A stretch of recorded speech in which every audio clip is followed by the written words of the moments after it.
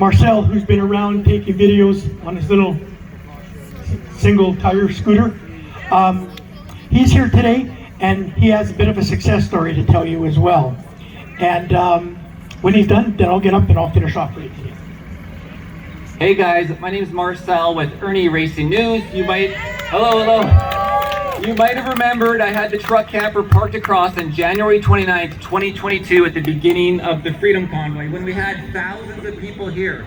It was literally the best day of my life at that time, and the day, you know, we all had hope. All of a sudden we all came out of the caves and it's like there are people paying attention, and so it was amazing.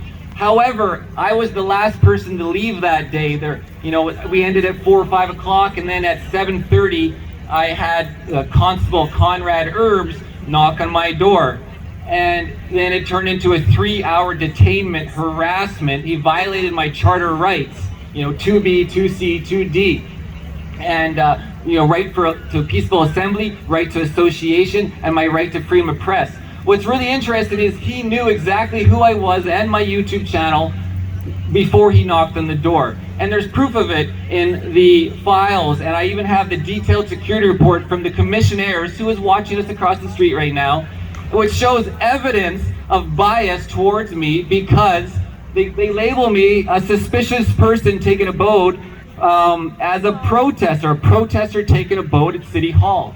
And then the head of security calls the RCMP for me parked on the road. I interviewed a commissionaire. They do not deal with parking whatsoever. If there was a car parked for 3 days, he's like, we might make it just a note of it to have it in our notes, but we wouldn't contact RCMP for parking. It's all political bias. And so I went to court with ERBES on December 14th. He gave me traffic tickets, all this crap. And then I did a charter application to move it to provincial court because Judicial Justice is like Kangaroo Court. They won't even hear a charter violation. They won't hear that the fact that you're not getting full particulars disclosure. And then the Crown contacts me, an actual lawyer for the Crown, right? And they were trying to get disclosure from ERBES, but ERBES doesn't give them disclosure, and the Crown stayed the proceedings. So there's my win number one, right? Had the ticket tossed that he gave me. Obviously, I had to learn how to become a civilian lawyer, though. It was a lot of work, but you know, it's good information to know. And then ERBES also served me in court another ticket. On December 14th, he asked me, how are you going to plead outside the courtroom, like he wanted to, you know? And I said, not guilty, I'm ready for court. And he says, in that case, here's another ticket, and here's a cease and desist. He gave me a cease and desist for libel and slander for my YouTube videos of him harassing me for 3 hours, which many of you might have seen. Like, what a joke. And he serves me outside the courtroom. And then I go to the court was, you know, delayed in continuance. And then I go to the next court, March 29th, and he actually holds up the courtroom for 30 minutes as he's down at the registry. The worship, Burgess knows, the Crown Prosecutor, Constable Smith says, oh, he's down at registry getting more facts or information for this court case. The Burgess, worship Burgess actually waits 30 minutes. We all wait in the courtroom for 30 minutes. This never happens. ERBES comes back and serves me a notice of claim as a personal lawsuit for libel and slander harassment in the courtroom when I'm at the freaking podium. And then that court, you know, he testified and said that he identified himself with his name and jurisdiction as he's legally obligated to. You know, he lied on the stand because I have proof of video evidence that and in the writings that he didn't identify. I asked him so many times.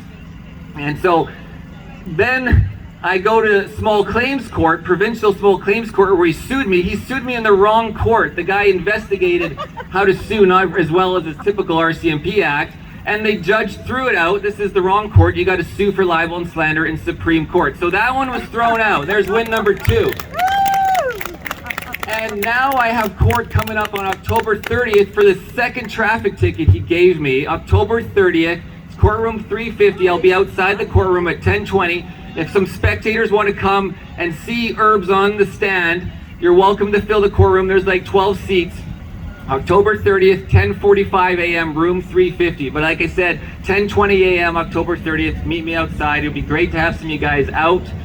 And we'll have ERBES testify, and I can finally cross-examine him, which I never get to do because when I do a charter violation, it goes to provincial court, Crown stays it. You never have that opportunity to have closure, right? So that's what I want to say. But again, the security report labels me as a protester, a known protester, and says I was belligerent aggressive with city staff. Like, it's just absolute craziness. You know, and they're getting information from where else? Politically down the chain, just like they're trying to shut down these rallies. It's the same thing, guys.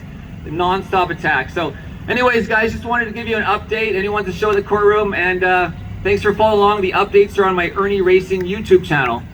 And also, one more important thing is, so I filed a CRCC, a Civilian Review and Complaint Commission, about Erbes' conduct on that night and about how he served me the small claims lawsuit in court.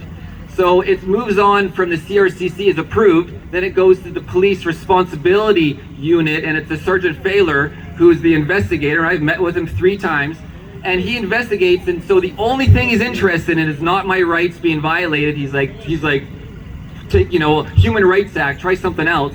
But the fact that Erbes sued me or served me in court is a code of conduct.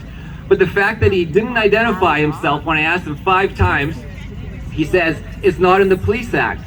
So the responsibility unit officer says officers do not have to identify with their name upon request, and there's no recourse from it. He says they only have to have their badge, and he won't give me the information. So if people don't realize this, we got to look into this more. It's like they don't actually have to identify in the Police Act according to the sergeant that this is his job. So very strange. Anyways, guys, thanks a lot.